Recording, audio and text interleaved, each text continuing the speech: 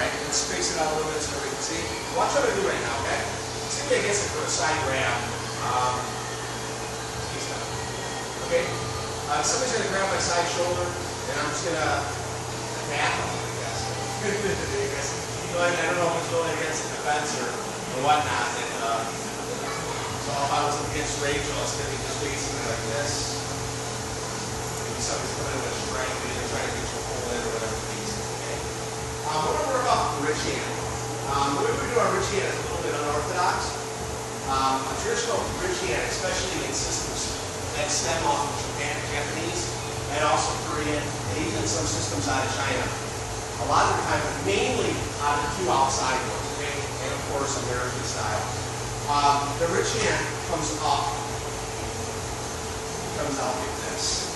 So the strength will be this. The only problem is, if I'm against Mr. Kerlin, as you can see, that a lot of it is very visual. Very visual. Okay. Now their idea is when they attack, they're kind of coming in and swinging it almost like this. What we want to do is we want to let our rich hand come close to the body. Okay? And if we do decide to come down, which we can, we still let it come towards the body, but then we'll turn it so it's dropping down. Okay? We're just going to kind of follow the contour of the body. Now when I do that, let's do it off to the side real fast. Watch my foot. We do a slip step. Alright, now when I do my slip step, don't just go as if like you had to go to the bathroom or something like this. But instead, squat down somewhat so you have some stability, so you have some set weight. And in reality, what we call this is a twist stance. You notice I'm kind of like just unwound. And if I wanted to, if I did unwind, I'm in a horse stance again. Alright? So when you drop through it, don't kind of go like this. If you notice, look at my upper body when I do that. Kind of like leaning. It's almost like an old judo, a judo throw, a hip throw. I don't want to do that, okay? What I'd rather do is have it drop it as if I'm trying to advance that way forward. Now as I do that, I'm going to take that right hand of mine, and I'm going to rich hand up. Now I vary sometimes. Now what I mean by this is this. Sometimes I go above, sometimes I come underneath. So I can't really tell you which way is the best way to do this. I just kind of work off of it when I'm working off the field. My subconscious state just comes to me as far as what I see visually of where my hand needs to be. So what I'll do for today is we'll just go over the top of the arm. So we're just going to go 1 and 2. Now notice I remain in this stance. Now what I'm going to do is I'm going to unwind. And as I unwind, I want you to watch this. If I lift my arm up right here and I just unwind naturally, notice how my body took this strength to my target. Alright, now this is a great utilization of torque, natural torque. Now combining that, you can see that I'm unwinding, I'm setting weight, I'm applying torque, and I'm snapping off at the same time. So the combination so far, we just put this together, is 1, 2, 3, which is again 1, 2, 3. Notice I have my face guard up still. Okay? Let's try it again. This is called Dragon's Kiss. This is out of First Mount. And this is her technique in her. Alright, let's try it again. Right from here. Just 1, 2, 3. Good. Alright, and now I'm going to get back in the back sideline in a minute and show you the rest of the technique, okay? It's a kind of unique little technique. If I have this Robeson right here, and he grabs me up on the side, what I'm actually doing is I'm slip stepping like this. There's my twist stance. And as I do, I'm shrinking right up towards the side of the neck. Right inside the throat. Notice how close I am. This is none of this skirmish. Okay? None of this skirmish, none of this skirmish. I don't know what else to put it at. If you notice, I'm not really going to rely too much off of this rich hand, as I'm really working off of the thumb right here. So when I come in, I hit that nerve right there, okay? And that's what I'm doing. And that nerve ricochets this.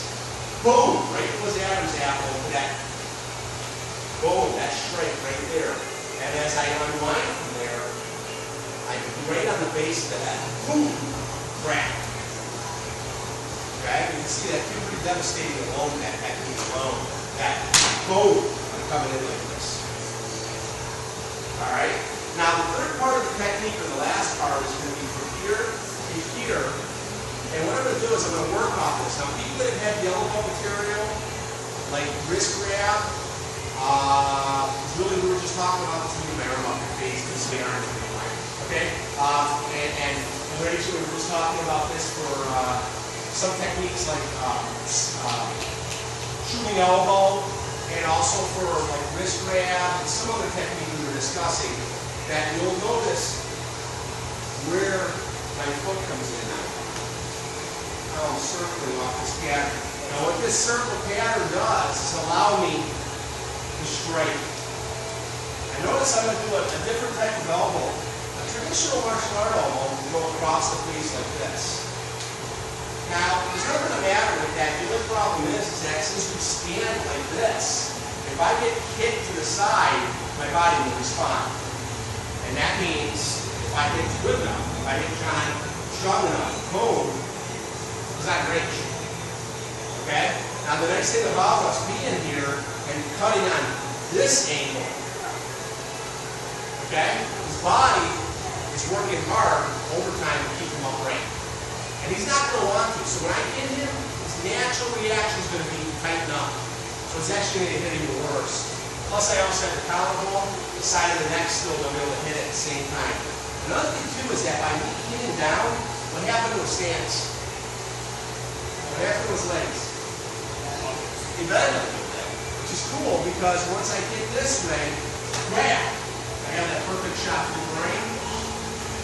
There's the leg and I'm off. So I'm utilizing wall free of earth of the elbow, hammer, rear kick, and out. And notice I go to the leg. You know why I go to the leg? Because what's directly behind me is leg. So I don't have to screw, I don't have to mess around and try to find where this stuff is when I'm already lined up for it. Okay? So let's get ready from here. John, right back online. I'll go over the very first part of the technique and then I'll scoop behind you and you can follow with me on the second part. So all we're going to do is 1, 2, good, and we sneak behind you, good. From right here, I'm going to just sneak her out. Boom.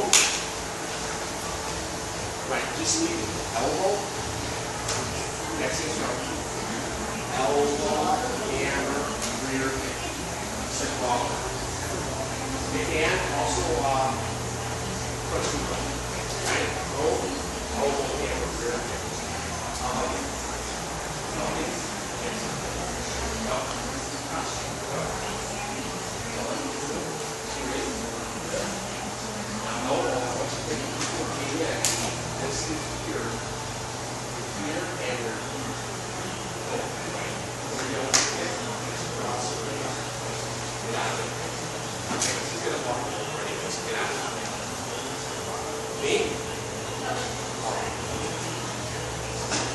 As soon as you go over here a couple times, team up with your partner because we need to do this.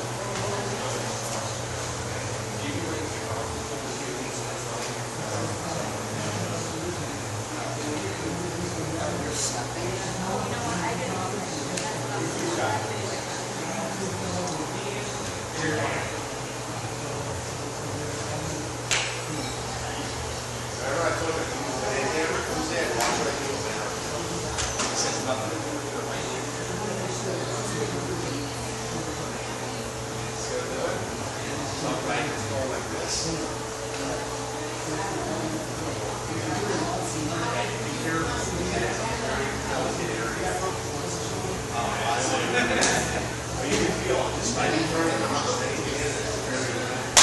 a lot of mass behind it. Yeah. Okay. I mean, think about it. You stab that, you've already got that. You know, this is the it's not, I know, you're already completely out of commission.